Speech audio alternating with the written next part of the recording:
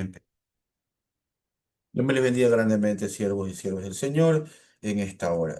Gracias a Dios me he podido conectar con un poco de molestia, pero hay que seguir adelante, mis hermanos. Hay que seguir adelante. Cualquier situación, si llegase a apagar la cámara y cosas así, es porque estoy tomando medicamentos y no quiero incomodar. Vamos a esta quinta clase en la cual es el mensaje, ¿no?, de clave de los profetas menores. Vamos a dar inicio ya, mis hermanos. Para esto vamos a dar este tiempo en oración. Padre eterno, Señor, bendito Dios, en esta hora te damos las gracias, Dios mío, bendito Rey, por tu amor, tu misericordia y tu fidelidad. Padre, ponemos este tiempo para poder aprender tu palabra y poder crecer en ti, Señor. En el nombre de Jesús, bendícenos, Dios mío, y guárdanos de todo mal. Amén. Bueno, mis hermanos, como ustedes pueden ver, más o menos los profetas menores, como estuvimos viendo, y a la clase presencial también, hablamos un poco del tema, ¿no? Vendrían a ser 12 profetas menores, ¿no? De los que ya he dicho varias veces, ¿no? No es porque su, su contenido sea menor, sino que por la cantidad de sus páginas, ¿no? Por el número de sus páginas. Por eso es que se le llama profetas menores, a comparación con los libros de Isaías, Jeremías o Ezequiel, que son libros con mayor numeración de páginas, ¿no? Eh, Tenemos que, por ser menores, no es que carecen de fuerza profética o que carecen de teología, ¿no? Solo se trata por cantidad, nada más, cantidad de profecía. Tenemos nosotros entonces esta primera diapositiva, que me dijeron que efectivamente sí se puede ver, ¿no? Tenemos ¿qué podemos decir, no? Que son, como decía, 12 libros. eh, Todos ellos, si nosotros podemos leer Oseas 12:10, por ejemplo, alguien que me ayude con Oseas 12:10 del libro de Oseas para poder tener un inicio con esta diapositiva. Gloria al Señor nuestro Dios. Oseas 12:10.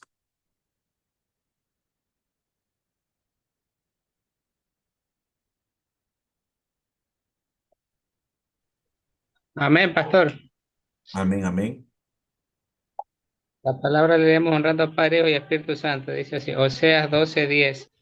Y he hablado a los profetas y aumenté la profecía, y por medio de los profetas usé parábolas. Amén. Amén. ¿Se acuerdan cuando el Señor decía que para que se cumpla se cumplan las escrituras le habla en parábolas a la gente? Los discípulos le preguntaban, ¿por qué hablas en parábolas, Señor? Y no hablas claramente. Y el Señor le decía, a ustedes les he dado que conozcan los misterios del reino, pero a ellos no, ¿no? De ahí viene la profecía, siervos, ¿no? De Oseas 12:10, para que vean la importancia de un profeta menor en la aplicación de nuestro Señor Jesucristo cuando hablaba en parábolas, ¿no? Clarito, ¿no? Y he hablado a los profetas y aumenté la profecía por medio de los profetas, usé parábolas, ¿no? Vemos la importancia de los profetas menores en esta situación de la profecía. Tenemos la diapositiva 2, amor inquebrantable de Dios, ¿no?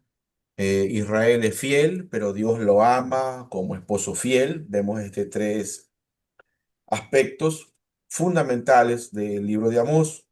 Idolatría e injusticia son denunciadas y Dios promete restauración y redención. En el libro de Oseas, él ministró en el reino del norte durante el reinado de Jeroboam II, más o menos en el siglo 8. Una era de prosperidad, sí, había prosperidad material, pero había bastante corrupción, o sea, espiritual, cualquier cantidad de corrupción. En esta época Dios le ordena casarse con Gomer. No sé si conocemos la historia de Gomer, ¿no? Una mujer adúltera, ¿no? Como símbolo, esto era como símbolo del pacto roto entre Israel y Dios, ¿no? Aquí vemos cuando en el libro de Oseas vemos que nos muestra que el corazón de Dios no es frío ante la traición, todo lo contrario. Busca redención, busca que el pueblo se vuelva a él, ¿no? Y, y aunque en Oseas, ¿no? Haciendo este ejemplo de Gomer, siendo esta mujer adúltera, infiel, ¿no? Dios con esto nos da a nosotros un ejemplo claro de cómo Él sigue permaneciendo fiel y con amor a su pueblo, ¿no? Aunque seamos nosotros infieles, Él permanece fiel. Del libro de Oseas nosotros tenemos esta gran verdad. ¿No? Podemos aplicar aquí Oseas 3.1. No sé si alguien me puede enviar Oseas 3.1. Amén. Ujú. Me dijo otra vez Jehová, ve, ama a una mujer amada de su compañero, aunque adúltera, como el amor de Jehová para con los hijos de Israel, los cuales miran a dioses ajenos y aman tortas de pasas. Ya vemos muy bien, ¿no? Aquí en Oseas 3.1, cómo Dios muestra su amor, aunque, aunque sea un pueblo adúltero, ¿no? Estos tres aspectos claros del libro de Oseas, ¿no? Tenemos como ejemplo. He sacado estos tres aspectos de todo el libro de Oseas, ¿no? O sea, si ustedes leen el libro de Oseas van a encontrar estas tres características centrales del libro de Oseas. Por eso se las pone aquí en las diapositivas que expreso. Veamos la siguiente, ya que como tenemos solo hasta las 9:30 y aprovechando los hermanos, solamente tengo dos hermanos que me han comprado el libro. Yo ya la clase presencial que tengamos, yo ya lo voy llevando. Así que tienen toda esta semana para poder cancelar los $15. Les voy a pasar la cuenta de mi esposa para que ahí depositen. Tenemos ahora el profeta Joel, el día del Señor y el Espíritu, ¿no? Son el tema clave, ¿no? Plaga de langosta como juicio. Vemos el llamado al arrepentimiento, promesas del Espíritu Santo cumplida en Pentecostés. Aquí nosotros tenemos toda esta profecía. Cuando lean el libro de Joel se van a encontrar esta, esta gran verdad, ¿no? Aquí Joel toma un desastre natural como lo que es la plaga de langostas y la convierte en una imagen profética del juicio inminente, ¿no? Para hacer una reseña del libro de Joel, ¿no? Aquí podemos leer lo que dice el día del Señor, podemos leer en el libro de Joel, ¿no? En fin, este día obviamente significa calamidad, pues, ¿no? Dependiendo de la postura espiritual del pueblo, en Joel 2:28, ¿quién me ayuda con Joel 2:28? Justamente se profetiza aquí el derramamiento del Espíritu, ¿no? Amén. Amén. La palabra sigue viva. Y después de esto, derramaré mi espíritu sobre toda carne, y profetizarán vuestros hijos y vuestras hijas, vuestros ancianos soñarán sueños y vuestros jóvenes verán visiones. Amén. Ya. Aquí el libro de Joel, como ustedes pueden ver, justamente lo que se ve en Hechos capítulo 2, ¿no? Cuando Pedro se levanta y le preguntan todo esto y él dice aquí lo que se ha cumplido es lo que escribió el profeta Joel. Entonces, esto es que hace referencia a Hechos capítulo 2, ¿no?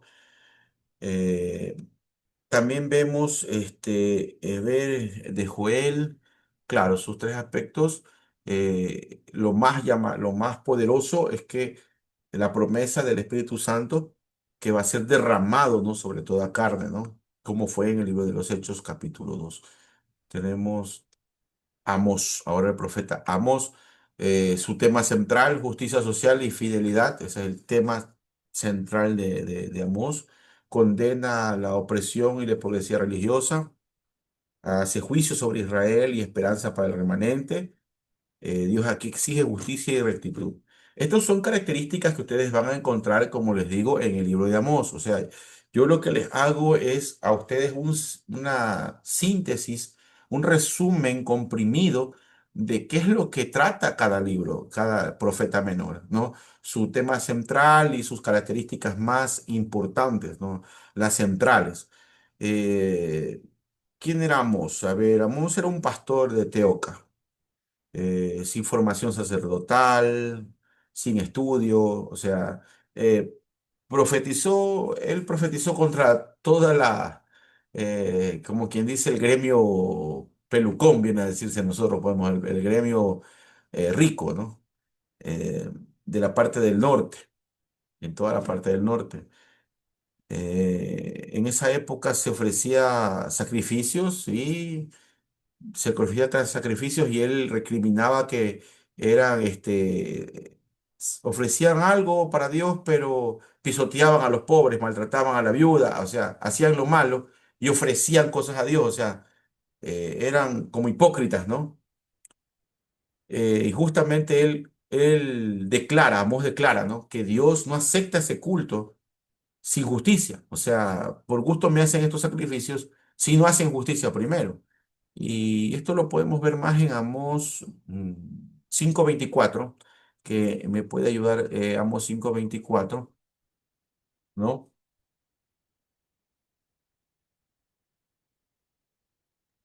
Amén. Dios Eh, bendiga al Trino Dios. Pero corra el juicio como las aguas y la justicia como imperio, como impetuoso arroyo.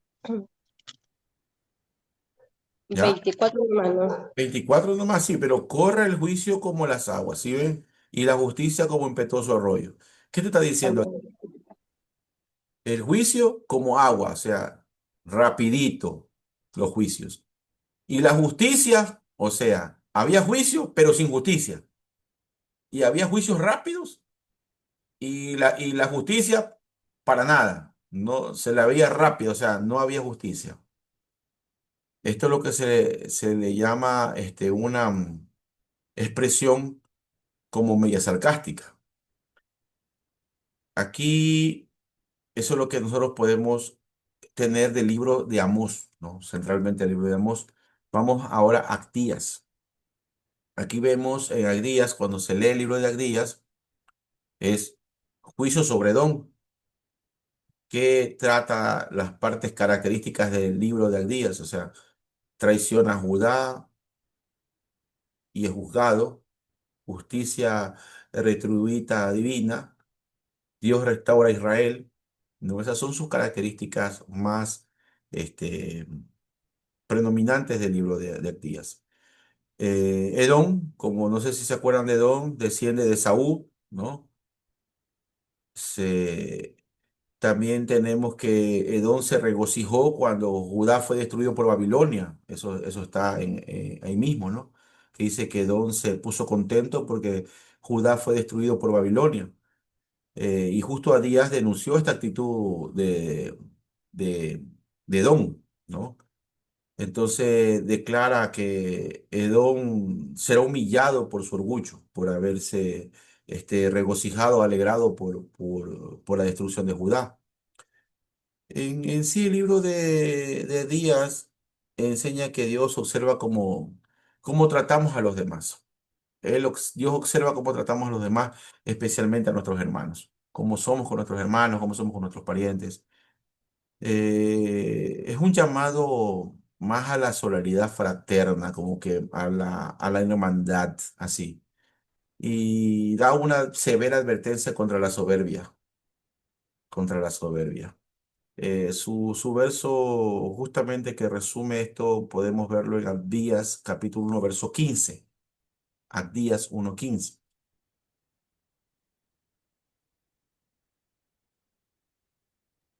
Amén. Amén. Porque cercano está el día de Jehová sobre todas las naciones. Como tú hiciste, se hará contigo, tu recompensa volverá sobre tu cabeza. Amén.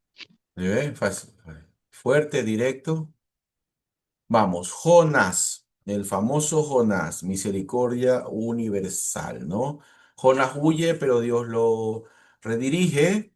Esa es una de sus principales características. Nínive se arrepiente y Dios lo perdona. Su segunda característica principal, Dios ama a todas las naciones. Cuando Dios lo reprende a Jonás, diciendo que él ama a todas las naciones, ¿no? Sabemos muy bien la historia de Jonás, ¿no? Jonás no quiere predicar en Nínive porque desea que los enemigos sean juzgados, pero Dios muestra su misericordia, ¿no? La cual va más allá de Israel, ya que estamos hablando de los asirios. Entonces, de los asirios está bien lejos de la frontera de Israel, ¿no? Vemos como Nínive se arrepiente, siendo una ciudad pagana, ¿no? Esto contrasta bastante con la dureza del corazón de Jonás, ¿no? En el libro de Jonás rompe todo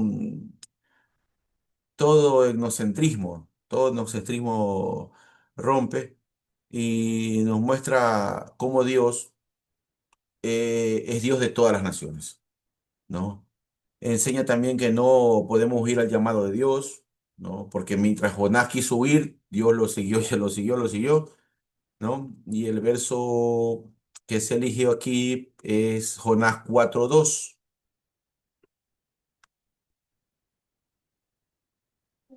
Amén. Jonás 4:2. Pero Amén. Jonás se apesadumbró en extremo y se enojó.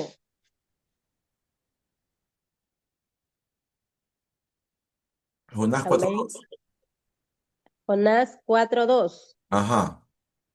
Ya. Y oró a Jehová y dijo, Eh, ahora, oh Jehová, ¿no es esto lo que yo decía estando aún en mi tierra? Por eso me apresuré a huir, a Tarsis, porque sabía yo que tú eres Dios clemente y piadoso, tardo en enojarte y de grande misericordia, y que te arrepientes del mal. Amén. amén, ¿no? Si ven, vemos aquí este gran verso sobre nuestro Dios todopoderoso, ¿no? Tenemos el libro de Miqueas, otro profeta menor, donde su tema principal es la justicia y la humildad. Si ven que cada profeta tiene un tema muy particular, cada profeta, hemos visto ya algunos profetas menores y cada uno tiene su propio tema central con sus características principales que son muy diferentes, ¿no? Aquí, por ejemplo, Miqueas, ¿no? Denuncia corrupción y opresión, esa es una de sus características principales. Hacer justicia, amar misericordia, andar humildemente, eso lo leemos en Miqueas 6:8. Y vemos aquí la profecía del nacimiento del Mesías en Miqueas, ¿no? Miqueas en sí, a ver, profetiza en Judá a- al mismo tiempo que el profeta Isaías, ¿ah? A veces piensan que los profetas nunca se conocían o eran, el uno moría, el otro salía, ¿no? Aquí se conoce que Miqueas cuando comienza a profetizar en Judá, ya Isaías estaba profetizando ya Isaías, el profeta mayor, ya estaba profetizando, ¿no? En Miqueas que denuncia a los jueces, denuncia a profetas y ricos corruptos, profetas corruptos también, Miqueas, los denunciaba, ¿no? Si leemos esto bien en Miqueas 6:8, ahí vemos, ¿no? Todo eso, ¿no? Ahí hace un resumen de la ética bíblica prácticamente. Justicia, misericordia, humildad, ¿no? También predice el Mesías que nacerá en Belén.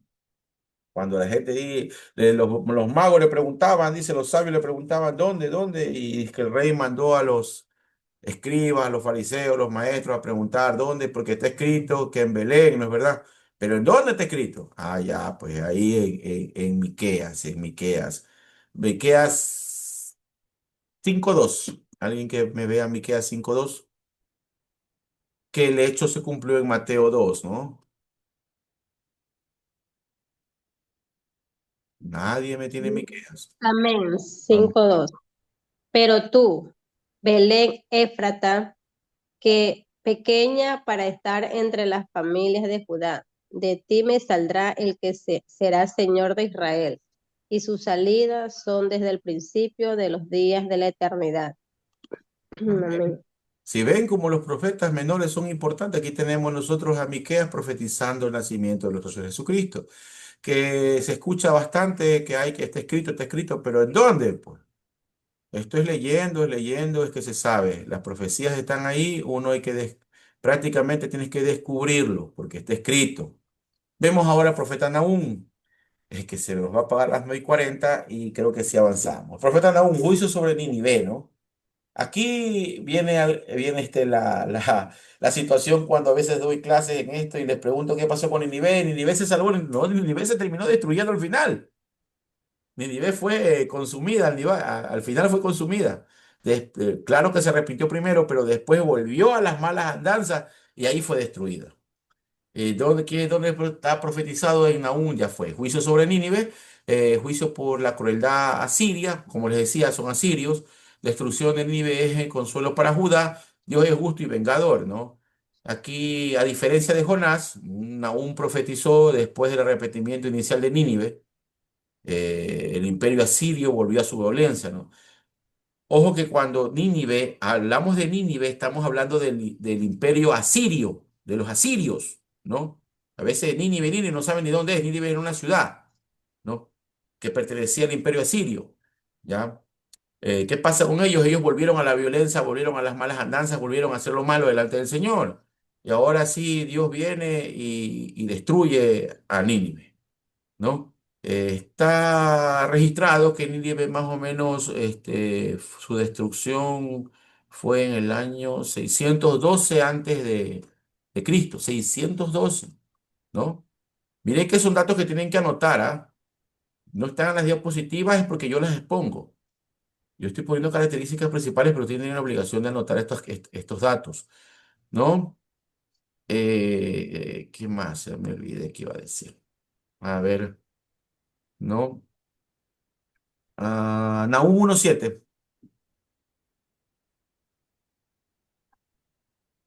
Nahum Amén. 1:7. Amén. Jehová es bueno, fortaleza en el día de la angustia, y conoce a los que en él confían. Amén. Amén. Vamos ahora al profeta Habacuc. Fe en la adversidad, su principal tema. Muestra un diálogo con Dios ante la injusticia. El justo por la fe vivirá. Miren esta hermosa frase que siempre se ve. El justo por la fe vivirá. Está escrito en Habacuc 2:4.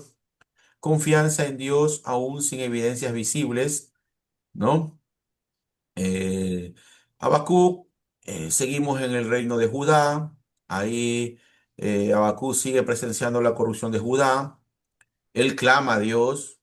Dios le responde que usará a los babilonios para Babilonia para castigar a Judá, ¿no?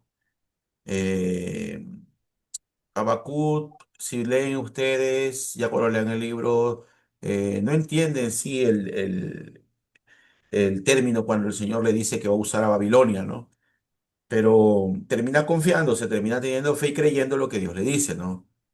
Hay una oración fuerte en el capítulo 3 de Habacuc, sí. Es para mí una de las mejores expresiones de fe que hay.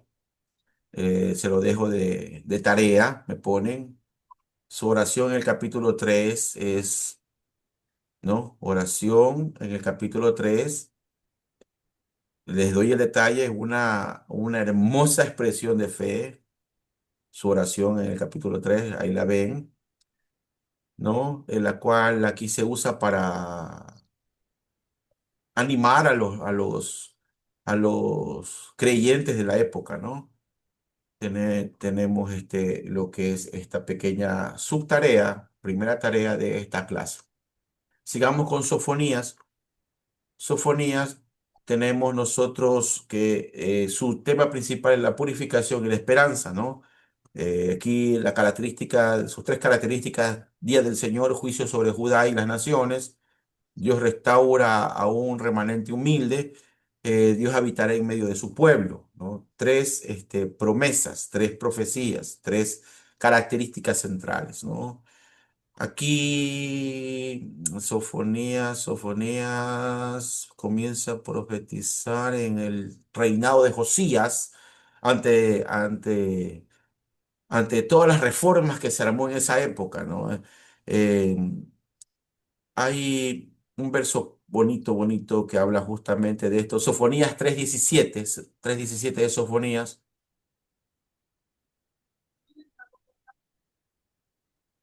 Amén. 3:17. Ajá. Jehová está en medio de ti, poderoso. Él salvará, se gozará sobre ti con alegría, callará de amor, se regocijará sobre ti con cánticos. Ya, bello, bello. Ageo, prioridades correctas, ¿no? Vemos características como el pueblo descuida el templo, obediencia tras bendición, trae bendición, y Dios honra a quienes le ponen primero. Esto, Ageo, después del exilio, cuando ya los judíos regresan a Jerusalén, se enfoca el pueblo cuando ya regresa, ¿no?, a Jerusalén, después del exilio a Babilonia. Se enfocan en sus casas, en volver a construirlas, volver a habitarlas, volver a sembrar sus viñas, ¿no? Pero se olvidan del templo, ¿no? Y Ageo los llama a que reconsideren cuáles son las prioridades que tiene que tener el pueblo.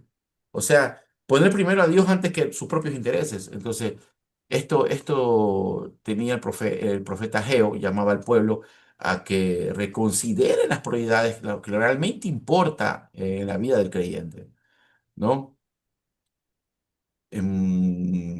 Aquí él remarca, como decía, la obediencia al llamado de Dios, ¿no? Siempre remarcaba la obediencia en lo que si tú eres obediente a Dios, trae restauración, prosperidad. O sea, él habla de eso, de que si tú pones a Dios primero, que tú lo obedeces, si tú lo honras, Dios te bendice grandemente, ¿no?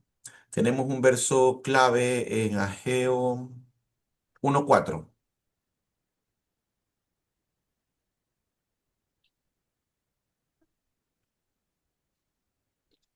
Ageo 1:4. Amén. Ah, Ageo 1:4. Es para vosotros tiempo para vosotros de habitar en vuestras casas artesonadas y esta casa está desierta. Amén. ¿Sí ven? O sea, aquí hay una pregunta, ¿no es verdad? ¿No? Una pregunta. ¿Es para vosotros tiempo?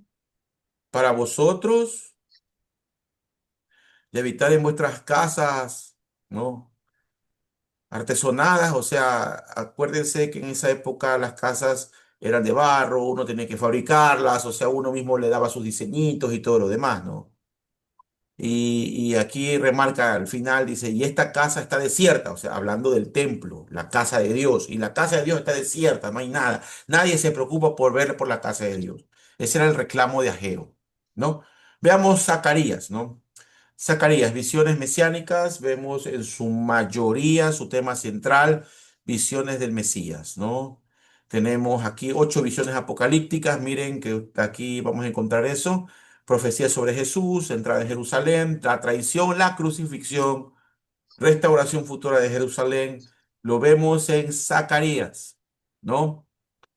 Zacarías profetiza junto con Ageo, o sea, eran contemporáneos. O sea, cuando Ageo profetizaba, también Zacarías profetizaba, ¿no? Pero Zacarías estaba enfocado en visiones del futuro, en visiones mesiánicas, en lo del Mesías, en la crucifixión, en la crucifixión, en la transición, en la entrada a Jerusalén. En eso se centraba Zacarías, ¿no? ¿No? Eh, Todo, ¿qué más podemos decir de Zacarías? Lo más importante, claro, o sea, la entrada a Jerusalén, claro, sí, en Zacarías 9:9. Vemos aquí las 30 piezas de plata, claro, también las 30 piezas de plata en Zacarías. Aquí se ve las 30 piezas, Zacarías 11:12. También tenemos traspasado no, ese es en la crucifixión, lo que es Zacarías 12:10, ¿no? Tenemos un verso clave, a ver, un verso clave sería Zacarías 9:9.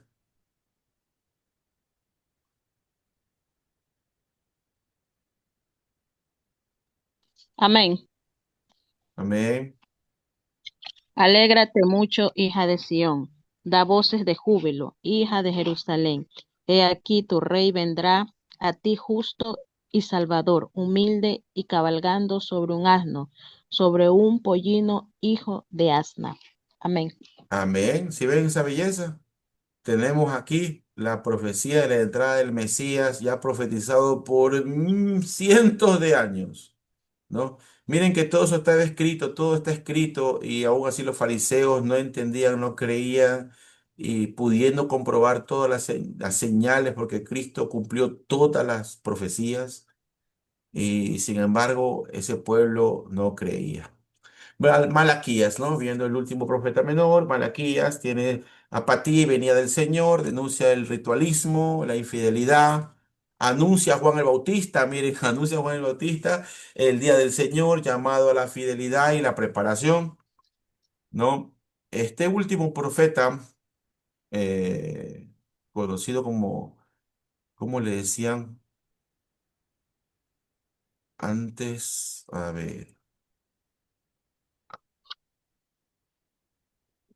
Cuando Malaquías confronta al pueblo que había perdido el temor de Dios, porque en esa época se remarcaba ya no había temor de Dios y Malaquías confrontaba este hecho, ¿no? Nosotros tenemos que, de aquí hay un silencio de 400 años, ¿no? De 400 años, ya cuando tenemos nosotros ya el nacimiento, el cumplimiento del nacimiento de Cristo en Belén. Él remarcaba sus quejas, acusaciones sobre la decadencia espiritual y lo más primordial, una de las cosas más primordiales de Malaquías era la venida del mensajero de Juan el Bautista, pues. Ese era el anuncio más fuerte de Malaquías, ¿no? El anuncio del mensajero Juan el Bautista, ¿no? Que esto se conecta directamente con el Evangelio de Marcos 1:2, ¿no? Eh, ¿Dónde estamos? ¿En qué parte sería de aquí? Malaquías 3:1. Malaquías 3:1.